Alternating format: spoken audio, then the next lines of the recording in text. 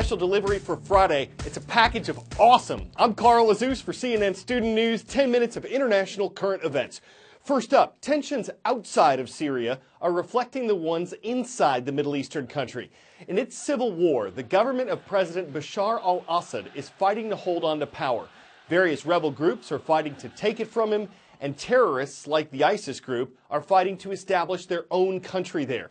But other nations are involved too. Russia is one of them. It supports President al-Assad's government by launching airstrikes targeting its enemies, while the U.S. supports some of the rebels fighting the Syrian government.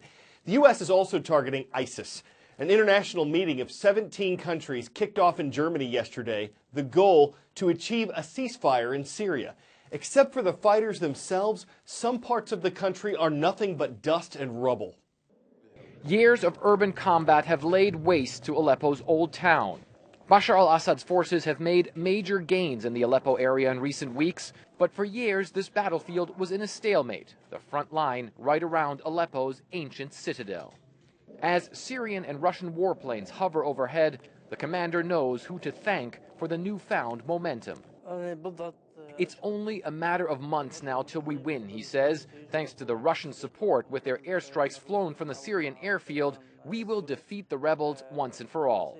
Aleppo was Syria's largest and one of its most historic towns. Tourists from all over the world used to flock to the old town before it was engulfed by Syria's brutal civil war. The old town of Aleppo is a UNESCO World Heritage Site. Some of these buildings are hundreds, if not thousands of years old, and now, as you can see, most have been completely destroyed and burned out. But now Assad's troops believe they are on the verge of a decisive victory. The commander warns the U.S. not to interfere. We are steadfast, he says. You cannot defeat the Syrian army because we are determined to win, and we're loyal to President Assad.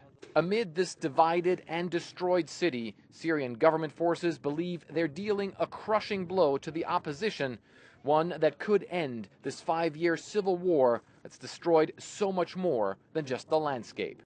There are still hundreds of thousands of civilians in Aleppo, and international officials are concerned that if Syrian forces besiege the rebel-held areas, the food supply could be cut off.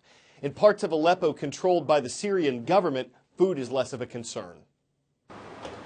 We are right in the heart of Aleppo. This is the Jemaliya area, and it's actually fairly close to the front line, but it's also one of the main places held by the Syrian government. Now, as you can see in this area, there are a lot of products that are actually available. Food, also a lot of other products as well. However, the people here, it is very, very difficult for them. There's almost no electricity. Most of it comes from generators. And of course, because we're so close to the front line, there is also shelling here, and it's quite dangerous for the folks who live here. Aleppo is certainly one of the toughest battlegrounds in the civil war that's been going on for about 5 years.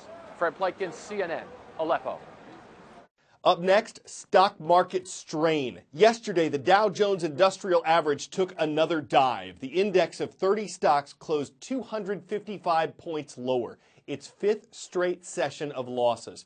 The stock market is an indicator, though not the only one, of how the U.S. economy is doing.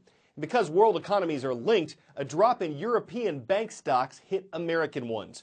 Europe's economic growth is weak. That's a factor. So is oil. Though that can mean cheaper gas prices, oil prices at their current levels are not seen as good for the global economy. That worries investors. Now, some analysts are discussing a possible bear market. When things are going well and stocks are rising, there's said to be a bull market. When stocks take a 10% dip, they're said to be in correction. And when things are not going well, 20%.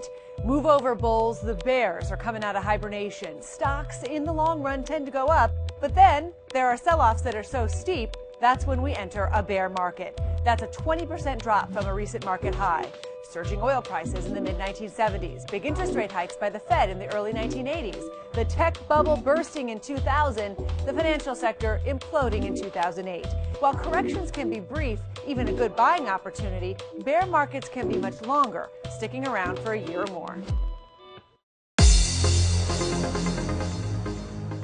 Quick shout out, what's the capital of Malaysia? If the city of Kuala Lumpur comes to mind, you're pretty close to today's first roll call school. Subang Jaya is located close to the Asian country's capital. It's the home of Taylor's College. Hello to our viewers in Malaysia. Up next, Enterprise is a city in southern Alabama, and Dauphin Junior High School is there. It's the home of the Finns.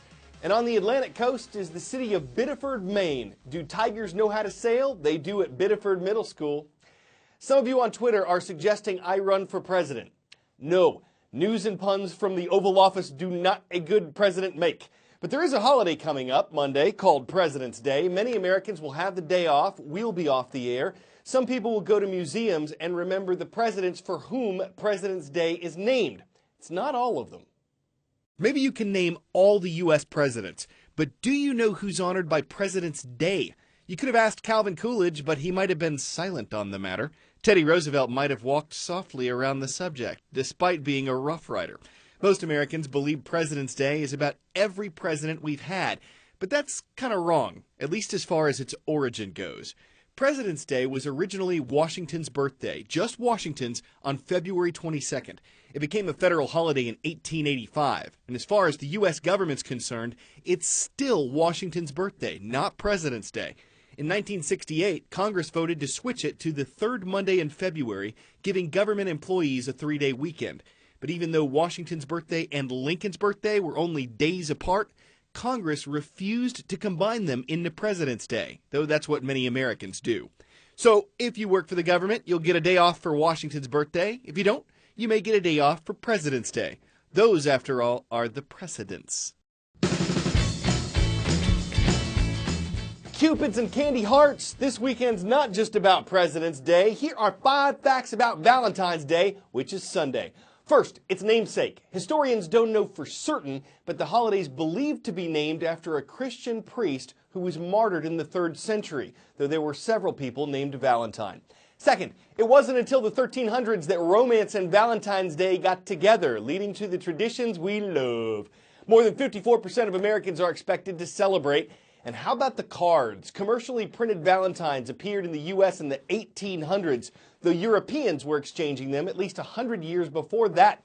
Now, every year, 150 million cards and gifts are sent in the U.S. And when we say gifts, we mean millions of heart-shaped boxes of chocolates, hundreds of millions of roses. This is the #1 holiday for U.S. florists. And since gifts cost moolah, the National Retail Federation expects about $19 billion will be spent this year. Men traditionally spend more, about twice as much on the holiday as women, but true love is priceless. Well, they say love at first sight is like being struck by a bolt of lightning. Turns out that happens a lot. The lightning strikes, not the love thing. Well, maybe the love thing, but what you see here is lightning. It's from a British astronaut aboard the International Space Station about 250 miles above the Earth. About 100 lightning bolts hit the Earth every second. This is how that looks in a time-lapse video shot over North Africa, Turkey, and Russia.